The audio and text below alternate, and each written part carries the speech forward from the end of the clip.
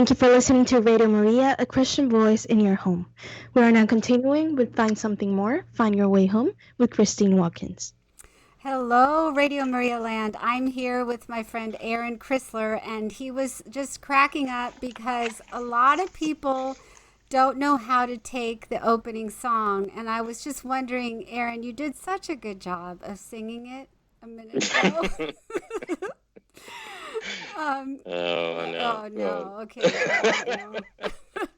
So, I have to tell you, folks, that my dear friend Kendra, she's leaving the show. She's going to focus on prayer, which is wonderful.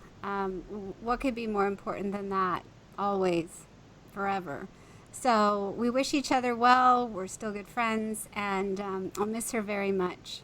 And this is going to be a second show that I'm offering to you about a place that is very contested in the world. A place I've been to 5 times called Medjugorje. And it is unpronounceable for most people. Most people who've never been there, I would say, would you agree, Aaron, call it Medjugorje, Medjugorje? Yeah, I've heard all kinds of different pronunciations. Yes. Medjugorje. Medjugorje So is a favorite. yeah, Medjugorje. I think so. Yeah, Medjugorje. Medjugorje is the way it's pronounced, and a J sounds like an I, and that's just not what we do in our North American or British English or Canadian English or Irish English. So remember, J is I. Everybody got that? Yeah, I got it. That sounds just as good as your singing. Just kidding. So, Yeah. yeah, Aaron, tell the audience, please, how you and I came to meet. So interestingly enough, my sister actually was telling me about a new website called Countdown to the Kingdom, and we were waiting for it to come online, actually March 25th, and she was really excited about it, and I didn't really know anything about countdowntothekingdom.com. I had read a few of your books, The Warning of Men and Mary, had listened to several of your talks on YouTube, your testimony. And during the period of time that day that we were waiting for it to come online, I thought to myself, it'd be really cool if I did a Facebook group specifically for the website to share the content so that it would just kind of be seamless. When people went on Facebook, they would see whatever was on the website. And so I decided to create just an unofficial fan page, at no official capacity. And it took off. I created it. You guys came online that evening. And within just a couple of days, it just took off, and after about the 3rd or 4th day, Mark sent me a message, Mark Mallet, and said, "Hey, who are you?" And so I was thinking that you guys were going to be like, you stole my our group page, and we want it back. And actually, it was really wonderful. You guys were really gracious and asked me to kind of keep it going. So I talked to and then Mark and I said, "Can you get him on board?" And so yeah, it was awesome. so yeah, and then I think we spoke on the phone, and it just has been wonderful ever since. So Amen. I totally agree. And Aaron has turned out to be more than a blessing in my life, and now in so many of probably the listeners' lives as well. You may or may not know you've been affected by him because of something he said out on the internet. And I was very touched that you did this for Our Lady, that you decided to work for Our Lady and do whatever she asked of you, and said that you felt like she tapped you on the shoulder and said, "Do this, please." So you were not always that way. Is that correct? Not always hearing Our Lady's voice and following whatever she asked you to do? yeah, I grew up in a Catholic family. My parents were divorced when I was little, when I was 6. My dad was a fireman, and my mom worked for the post office. And my grandparents, we were Catholic. We went to mass. I had a really, when I look back, I really had a wonderful childhood, but there were definitely some wounds there in growing up. And, through high school, I just was horrible. I rebelled just about as much as you can possibly rebel as a high school teenager. What's the worst It, thing you did, would you say? well, there were so many different things. I mean, I could go through a list of drugs that I had done before I was even, 16 years old. Acid, mushrooms, um, I mean, all of the hard drugs. I hated needles, so I never did anything like that. But we never really got caught for anything. We were just horrible kids that everyone thought was wonderful. Really? And I think that happens a lot. It happens a Oh, lot. huh. My grandma was kind of a guiding force in all of that. And Not in the you know, drugs.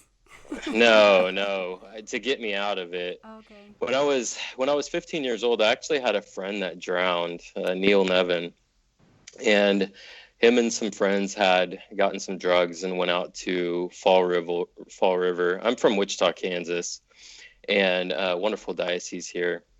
But they had went out and they had done the drugs, and they decided to go for a swim. And in going for that swim, my buddy Neil drowned. And it was one of those things where it really caused all of us to spiral out of control. There was a group of us that just, we didn't know really what to do after that. There was a lot of tragedy that happened surrounding that time. There was a young lady, Katie Wallace, that died a month before that in an automobile crash. And then Neil actually died a month after that. And there was another young man that died in a car wreck. So there was just a lot of tragedy that had happened surrounding that period of time in high school. And, by the grace of God, it was around that time that I actually started to go see my grandma, and I started to hang out with her. My dad was kind of going through some things, and so I would go over there and I would eat, and she was the classic Italian grandma. She would not let you leave without eating, and you would Pasta? show Lots up. of pasta? Well, no, she didn't really make a lot of pasta. It was just anything. My grandfather was from the South, so she cooked everything. But I mean, it was just, um, we would tease her that she would say, "Eat eat." You had to have something. You just couldn't say no. If you Manja, came in manja, and you manja. and you said no, yeah, exactly. You had to take something to drink, something to eat, and it really became such a grace because I asked her one day. I just said, "Grandma, would you like to pray the rosary?" And I had never really prayed the rosary, and she kind of was shocked, and she was like, "Well, yeah, sure." And I remember sitting there praying the rosary with her, and I thought to myself, she doesn't have any prayer cards. She doesn't have any book. How does she know all of these prayers? And I thought she was a genius at the time. I just, it was like, how do you remember all of these prayers in the sequence? And How come it you was asked her really, to pray? it was just one of those things. I was in such a dark place at the time. I played sports. I wrestled and played soccer all through this. It was one of those things where I was living a double life. All of us were. We just partied so hard, I sitting here thinking of just all of the different things that we did. We were just in such a dark place, so far away from God, and that day I just felt like, let's pray the rosary, and it really kind of opened the door to the beginning of some grace. Really, I fell in love with the rosary, and my conversion hadn't even really started, but it was just such a grace. She was so holy and Catholic, and Your grandma? Very, yeah, my, Yeah. my grandma, very soft spoken. So that's kind of where it all started.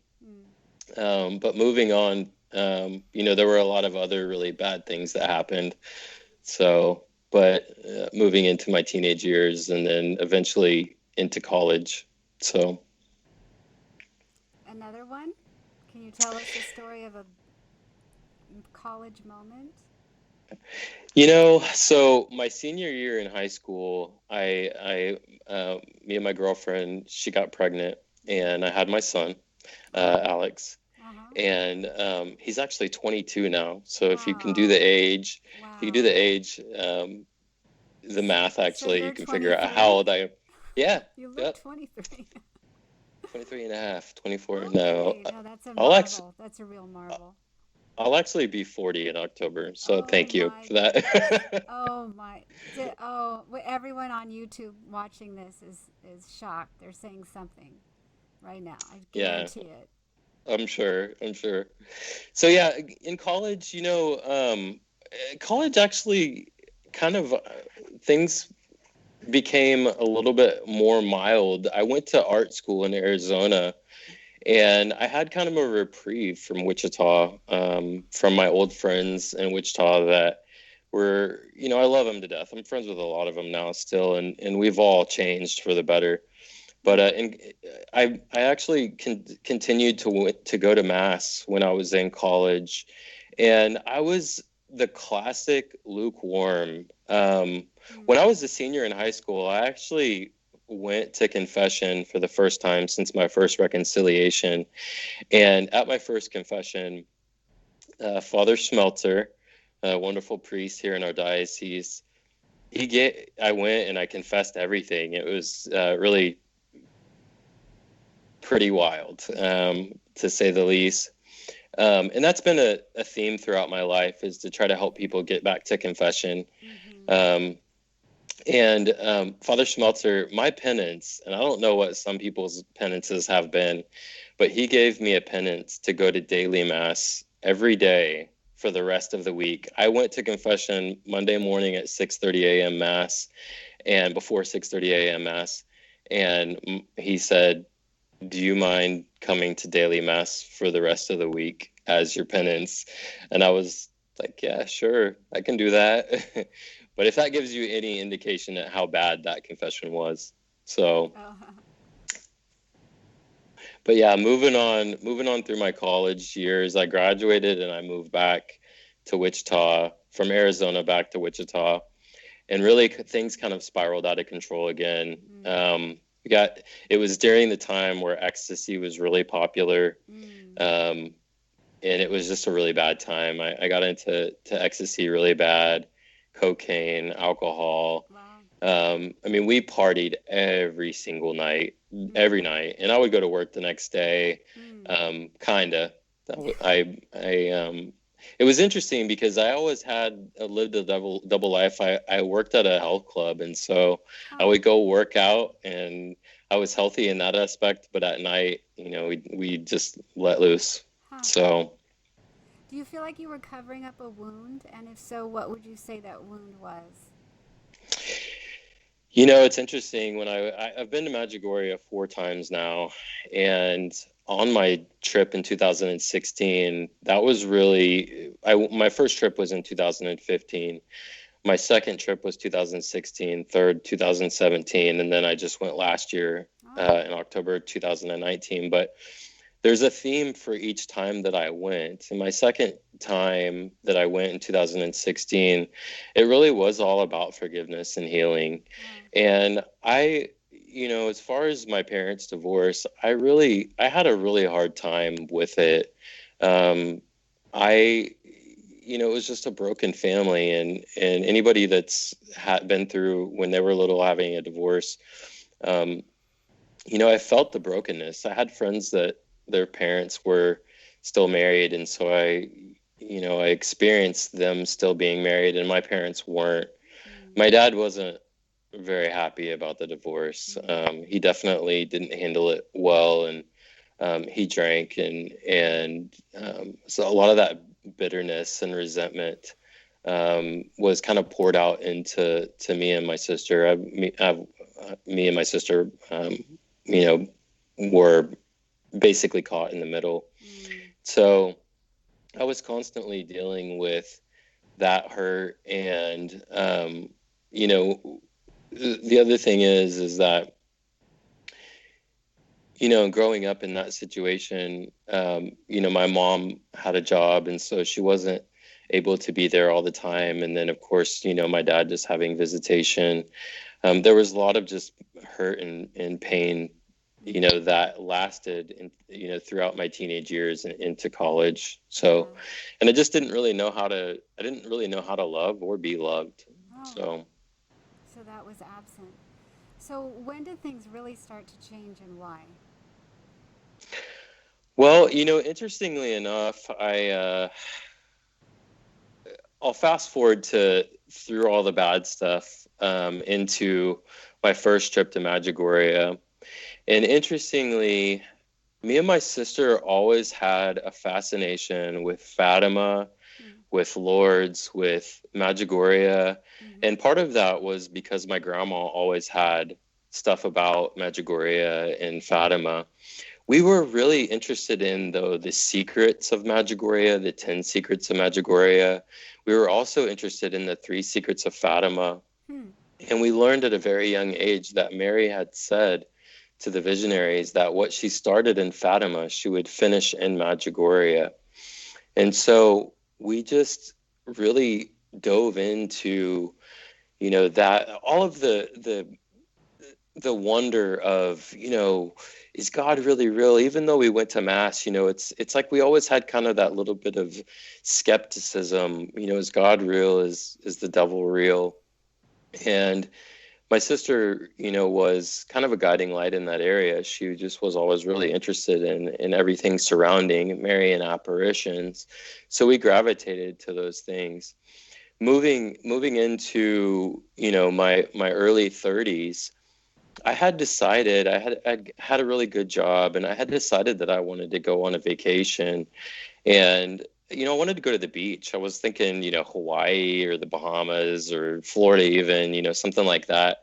And I had stumbled upon a contest to go to Medjugorje for a filming of Apparition Hill. It's a movie about Medjugorje. Medjugorje or Medjugorje? I'm trying to get Medjugorje. it right. Medjugorje. Sorry. That's okay. Yeah, so I was like, people can go to Medjugorje, Oh, you and didn't know they could go? I was just so naive. And in reading the contest, it said you can go stay with Mariana, which is one of the visionaries there. And so I thought, well, that would be really cool. And so I signed up to do it. I signed up to go to Medjugorje and for 2015. This was about February. And I just really had no idea what I had gotten into. As you know, Medjugorje changes people when they go there. Yeah. The other thing is that hadn't gone to confession. I wasn't really praying the rosary. I was wide open spiritually. I was dating a girl. We obviously weren't married. And so I was wide open to the devil. Oh. Every doorway that could possibly be open to the devil had been opened, and I just didn't realize it. So, moving into going to that trip, as it was getting closer, I noticed that there was something happening kind of in my life. The devil started to show up in some very real ways. And I didn't recognize him at first. I didn't recognize the evil things that were happening and some of the bad things that started to happen as Satan at first. Before I was getting ready to go to Medjugorje, though, in 2015, and I remember it very vividly. It was the night of, it would have been the morning of October 13th, which is actually the anniversary of the miracle of the sun. I woke up and I was laying in bed and I was looking around and I knew that there was something very wrong. I felt like there was something in the room with me, but it was such a weird experience. I had accidentally left on one of the accent lights in my bedroom, and so the lights were on, which wasn't normal. And I looked over and I just felt this presence, and in an instant, something grabbed me, and it pushed me down into my bed. Where did it grab you? It kind of took what I would call its hand and put it on my jaw and my neck, and just started to press back down into the bed. At that time, it kind of put its knee on my chest, and I was completely immobilized. I couldn't move at all. You who lift weights, super strong. Yeah, and I was terrified, and I don't even know where it came from. I don't know what prompted me to say it, but I said, in the name of Jesus, what are you, or who are you? And I said it just like that, and it spoke, and it said what it was. To this day, I don't know if it was his name or if it was just the word that it had indicated what it was. And it was terrifying. I mean, it kind of growled and laughed in a way that you would think, like, if you were to be caught by, like a tiger or like a bear, and it was really happy that it had caught you and it was about to eat you. It just was like a predatorial, if that's even a word, noise. And so I said, in the name of Jesus. What did it say its name was? Well, interestingly enough, I would rather not say it. In going to Medjugorje, they indicated you should never say the name of a demon out loud, because it's just like if I say, "Hey, Christine," you're gonna say, "Hey, what?" You're gonna notice. And so, I've really refrained, just at the advice from clergy and priests, and even other people that have had experiences, don't ever tell people what the name is. But I said in the name of Jesus, leave, or let me go, and it instantly let me go. And I jumped up out of bed. I ran completely out of the house. I ran out into the front porch, and I was completely drenched in sweat. I had what only I can describe as kind of terror bumps. I would call them terror bumps. It was like goosebumps, but it was just pure fear. Wow. And I was out there for a while. I was out there for about 20 minutes or so, and just didn't want to come back in. I was terrified because I figured it was still in there. And eventually go ahead. So how long after you decided to go to Medjugorje and signed up for the trip did this happen? Well, interestingly enough, and I probably should have preface this in the beginning, I was getting ready to leave to go to Medjugorje on October 18th. So this was right before the trip that this had happened. And really, it indicated to me, I didn't realize it that night, but it was trying to stop me from going to Medjugorje. Somehow it knew whether I was marked in some way. It knew that I was going to have an impact, and I was going to share the messages of Medjugorje and be involved in things like this, to help bring the messages and really help Mary. So, I don't know, did that answer your question? Yes, it did. And you were saying that you were outside and you were out there for 20 minutes, and then you were saying, and something else happened. Yeah, so I was out there and I decided, well, you better try to come back in. And so I came in and I literally turned on every single light in the house. And that's when I went. Oh yeah, all the lights being on.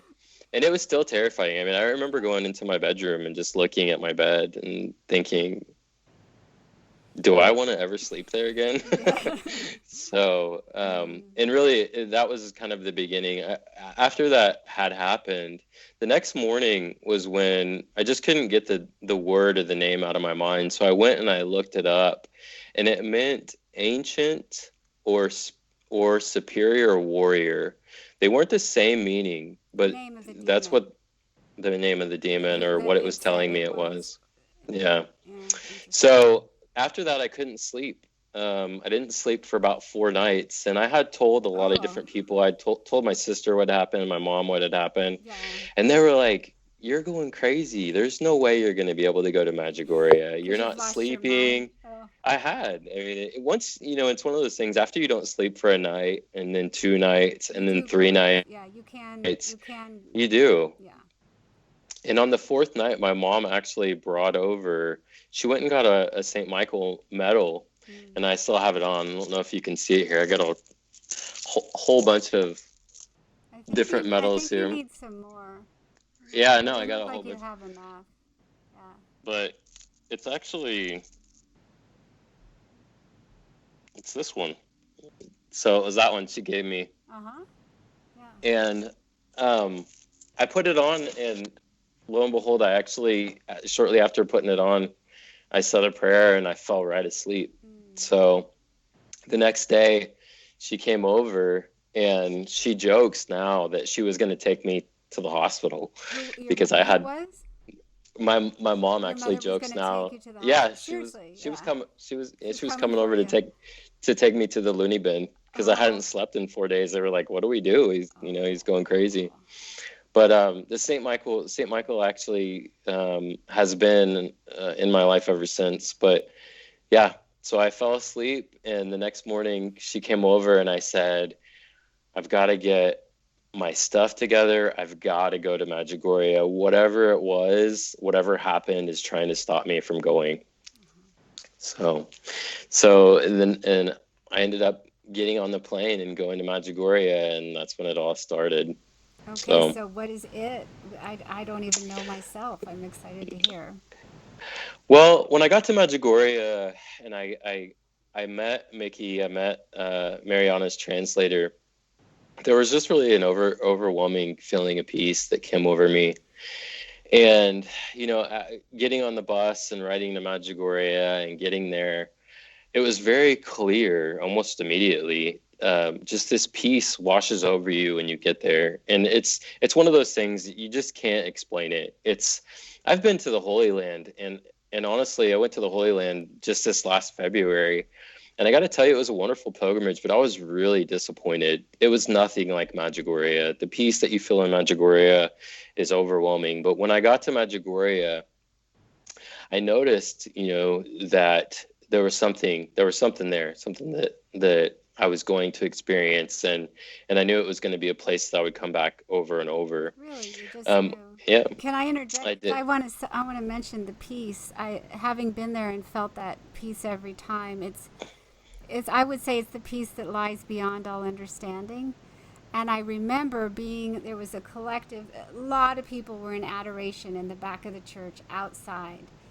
And there was a far off lightning storm. So you saw these pretty colors of lightning far off in the distance. And the peace, all I can say is it must have been a slice of heaven. It was ecstatic, deeply peaceful, deeply joyful. And the feeling I had was everybody needs to experience this. All I could think of was, I've got to share this. I can't contain, this isn't just for me. So the ABC television crew was there, and I wanted to convert them. I don't think I did a very good job.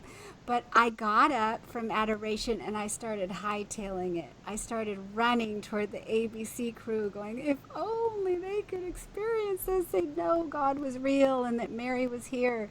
And I sat down. I found them in one of the pubs, and they're drinking beer. And I said, "Hey, can you all come and just there's this outdoor prayer that you might enjoy. It's so peaceful." And they looked at me like, "Oh, we're fine." And I thought, this is you're not that fine. Fine is Right, over there. But right. it's beyond words. What can I say? Yeah, Yeah, I yeah, it really tried to is. worry and I couldn't. I remember doing it as kind of a psychological exercise, thinking there's got to be something wrong with the world I could worry about. There's got to be something upsetting in my life that I could worry about. And I tried to find it, and my thoughts Hmm. wouldn't come in. Right. It's really interesting. Yeah. It's just amazing. I mean, just walking around there, and that's one of those things where, interestingly enough, I also moderate. I'm an admin for a couple of other different groups. My Heart Will Triumph, which is Mariana's book. I recommend anybody read it. It's wonderful. It's like going to Medjugorje. Um, and then also our Blessed Mother of Medjugorje.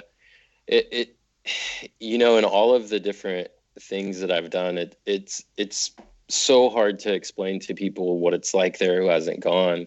And I've been attacked several times. I mean, and I don't understand really what the motivation is by the people, especially the people who haven't been there. Oh, you mean through That, Facebook posts or something like that? oh yeah, they message you and tell you you're crazy and it's demonic, and how could you be so stupid to fall for such a trick. And Yeah, and I just want to invite you to learn the truth step by step about the history of the church and Medjugorje and the current state of Medjugorje according to the church now. And it's a video I did right before this one. It's an interview I did with Father Daniel Maria Klimek. And he's wonderful, and he's a teacher, an assistant professor at the University of Steubenville, Ohio. And so I highly recommend you go to that video. Just go check it out. And I encourage you to learn. No matter what you think or feel, these are just the facts. absolutely, yeah. And so, one of the things also that I've done when I get these attacks that happen is, and I don't know why I do it, it's just something to really test and see how okay. eh, Mariana says that most people come to Medjugorje as a skeptic, and she watches them transform. And she's one of And the Medjugorje visionaries by the name, Mariana Soldo. yeah, Mariana Soldo. She's the one that's designated to release the 10 secrets. But she says, everybody most people come as a skeptic, and she watches them transform. And I don't remember the exact first time that I did it, but during these attacks, I would say, look, I'll pay for you to go to Medjugorje, and you can experience it for yourself, and you can go there, you can talk to Mariana, you can experience Apparition Hill and Cross Mountain, and you can experience adoration with 7 to 10,000 people, and then you can really make up your mind whether you think that it's of Satan or of the devil. And they instantly say no, and it's so weird. I have offered literally 12 free trips. I just offered my 13th free trip, and I don't know what it is. Nobody will take a $2,500 free trip. And now that I've told the world that I have done that, Oh, no. I'm not going to do it again. It's like but it's interesting because the people that are really most adamant about it, it's like, and I think to myself, if you're not being influenced by Satan, um, you would take the trip. You would want to go. I mean, and they're just so adamant. No, I would never go there. So, and it's very strange. I got to tell you, that's one of the weirdest things. If somebody offered me a $2,500 trip to Medjugorje, and that's just airfare and hotel and everything. I mean, some of them are cheaper. Some of them are, Yeah. it depends on how long you stay there. That's just kind of a random number I'm throwing out. I would take it. I would go in a heartbeat. Official church pilgrimages are allowed for Medjugorje. It's authenticated by the church now to be able to go. There's no hindrance. It's Archbishop Henrik Hoser was appointed by the Pope to live there right now as the apostolic visitor, and so you'll see. I don't know about with COVID. Everything has changed around the world, but normally in the past few years you'd see dozens, sometimes hundreds of priests. Many bishops have been. So it's Catholic Central. It's the confessional of the world. Has been for a Yeah. long time. Yeah, absolutely, and that's one of the things too. I'm actually supposed to be in Medjugorje right now. Our trip was canceled. Our fifth trip was canceled because of COVID. Mm-hmm. So, and there's a lot of people. We're actually going March 15th through the 23rd Oh wow! for Mariana's annual Is apparition. that a trip that's open to people? Do you want to announce Yeah, that or not? Yeah. we do still have some spaces open, and we're gonna stay with Mariana. Mm-hmm. And so, yeah, I don't know how people could get in touch with me if they want to go, Do you but want to give them um, a Facebook way to reach out to you right now? Some way? yeah, you can go if you go onto Facebook and you just search for Countdown to the Kingdom Mm-hmm. group. you're more than welcome to send me a message. If you sign up and for Countdown to the Kingdom, and I'll accept you, and you can send me a message and just say, hey, you would like to come to Medjugorje with us, and I'll guide you through all the steps that you need to take to get there. It's really pretty simple. It's going to Europe it's wonderful.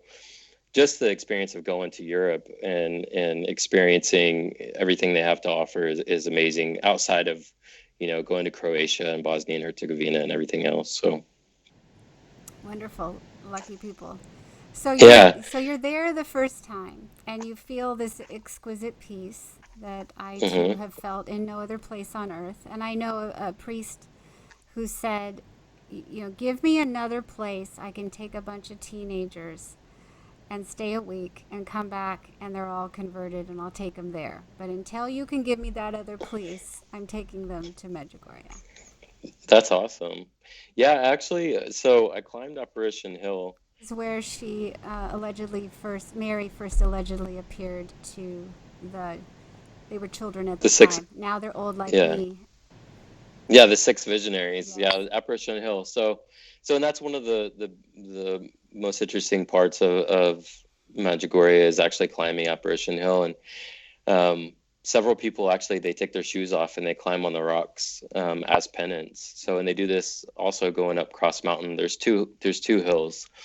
Um, Kind of the logistics of Medjugorje is very interesting, but I climbed Apparition Hill and I was just kind of walking over by myself, wasn't with anybody, and I heard an interior voice very clearly say, "I need you to help me." And I was like, huh? What was that? I was like, you need me to help you? And I was like, you What did the know, voice sound like? it just sounded like just a really a soft interior voice. It spoke to my heart. It wasn't audible. It wasn't something that I heard, with my ears. Mm-hmm. It was just, it's kind of like if you've ever been in church and you just hear kind of almost like your conscience, but I knew it wasn't me. Mm-hmm. And And I wanna keep people in critical suspense right now because we're halfway into the show and it's time to take a break. And I want to let people know that they've been listening to Aaron Crisler speak. And Aaron is telling his story of conversion involving Medjugorje in the former Yugoslavia, which is a pilgrimage site now. And approved diocesan pilgrimages are allowed in Medjugorje. And actually, we've gone through this in the last show. If you want to check out the last YouTube show on this Radio Maria program, my interview with Father Daniel Maria Klimek, you can find out more about exactly what's going on with the church in Medjugorje to fill in those blanks. But I'd like to keep you in suspense, and we'll be right back. We're on Radio Maria. My name is Christine Watkins, and can't wait to hear the rest. Of the earth, sing a joy. Can you sing this? no. How am I doing? Fantastic, A+. Okay. But you have to sing "Come Spirit of Love." Go. Come, Spirit. Breathe. Bring it on. No, I can't. Sorry. Bad. My mom earlier, she was like, "You're going on with Christine." She's like, "What are you gonna say?" Thank you for listening to Radio Maria, a Christian voice in your home. We are now continuing with Find Something More, Find Your Way Home with Christine Watkins. Welcome back. I've been interviewing Aaron Crisler, and I've left you hanging on a cliff because he just was about to tell you what happened in his first trip to Medjugorje and how a demon did not want him to go. But he's there, and please continue. Yeah, so on Apparition Hill, I just heard an interior voice, and the Blessed Mother, basically, I feel like it was her. She said, "I need your help," and I was like, I had no idea what she wanted me to help her with. And I remember asking, with what, me. And, it's very soft, that you'll know when it comes. And so, and the rest of the trip was just amazing. I came back a completely different person. I started to pray the rosary every day. I started to go to monthly confession. And I started going to the daily mass, pretty much, immediately. The other thing is I started receiving the Eucharist only on the tongue. I know that's one of those hot button issues, but there was kind of the Holy Spirit spoke to me that was the right way for me, was to receive on the tongue. And in Medjugorje at the time, you could only receive on the tongue. They didn't allow you to because there were people that were trying to steal the host. But moving forward, there's so many. Did you do the fasting and the Bible reading? Those are the 5 things that Mary in Yeah. Medjugorje asks us to do: prayer, especially the Rosary, frequent reception of the Eucharist, monthly confession, fasting on bread and water on Wednesdays and Fridays, and Bible reading. Did you do the last 2? Yeah, actually, I You did? do. I Okay. do. The one thing that I never do is I never eat meat on Wednesday or Fridays. I try to always abstain from meat, so I don't always do the bread and the water. But it's supposed to be difficult, and I smoke a lot of meat, and so on a smoker on a barbecue I grill, thought and that and was one so way you were still doing drugs. no, Figure that out. no, like salmon and pork, and so I meal prep, and so I've always got delicious smoked flavor, beef jerky and all kinds of stuff, and so it's really actually pretty hard for me. I'm kind of a carnivore, so, but there's so many different miracles that happen in Medjugorje, and there's so many different authentic conversions. I'll just fast forward in 2017. It was my third trip. I went into St. James, which is the church in Medjugorje.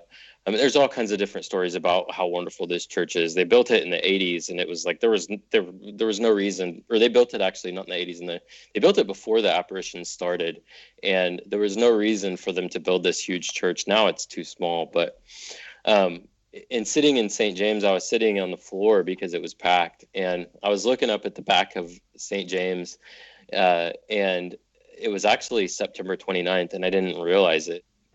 There was St. Michael. I saw St. Michael basically in his image, standing on Satan with his foot on his head and his sword. And I didn't really know it. How big was he?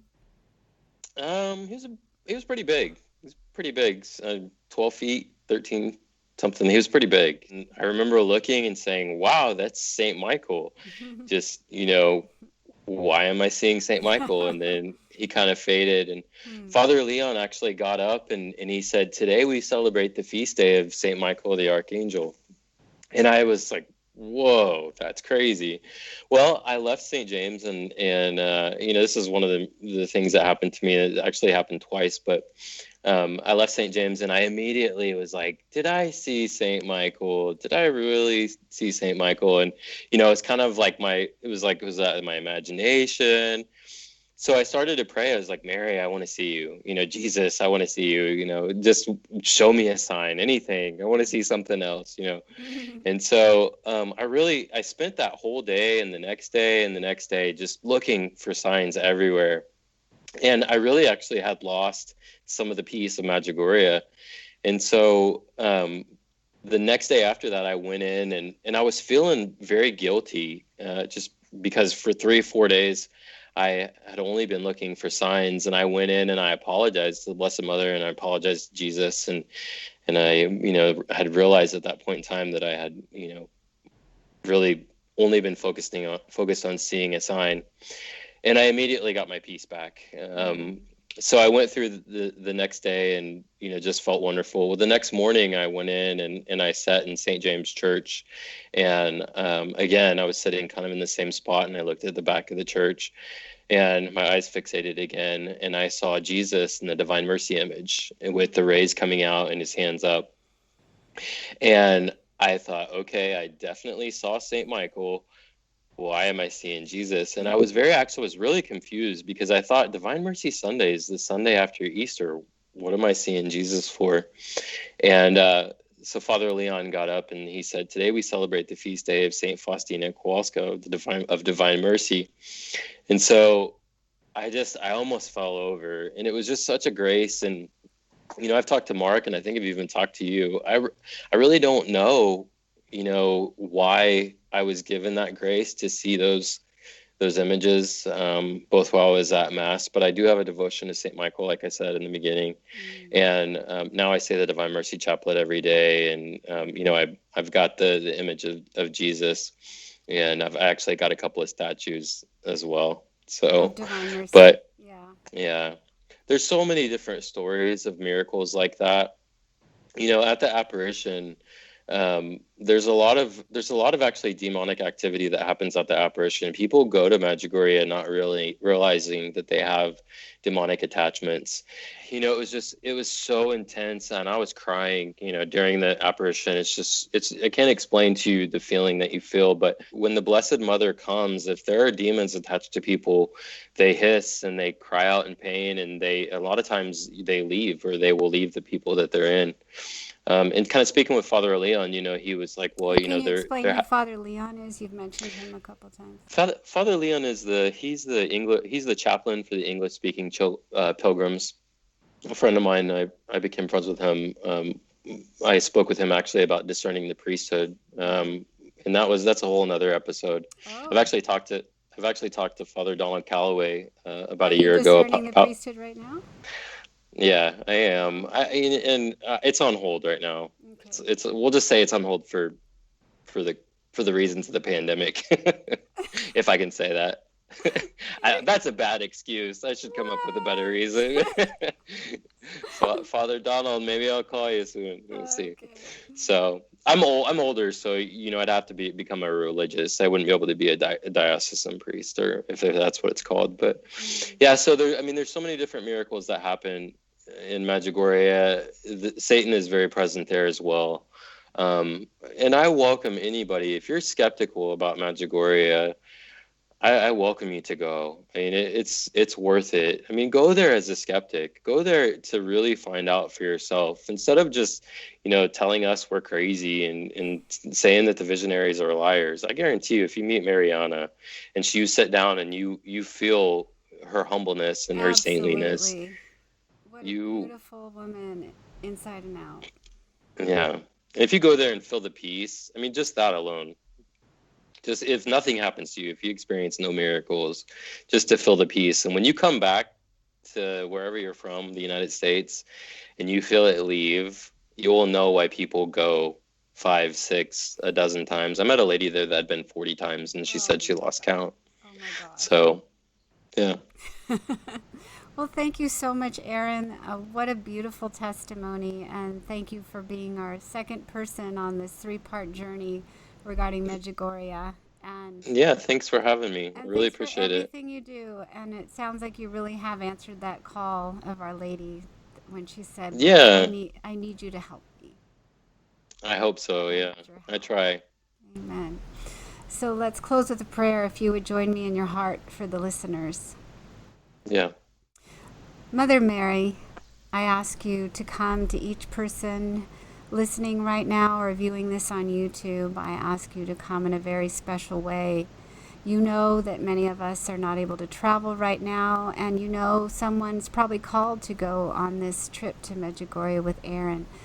Whatever you're called to do, to go, to stay, Mary, thank you for being with us no matter where we are, and thank you for coming to us in the second we call on you to come very close. So I ask that you pray for each person here and to help them with each and every one of their needs.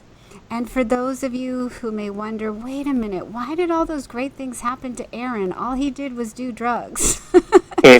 Well, I think that's a testimony to the fact that, like Aaron, like myself, we went the wrong way, and we went the wrong way hard and fast.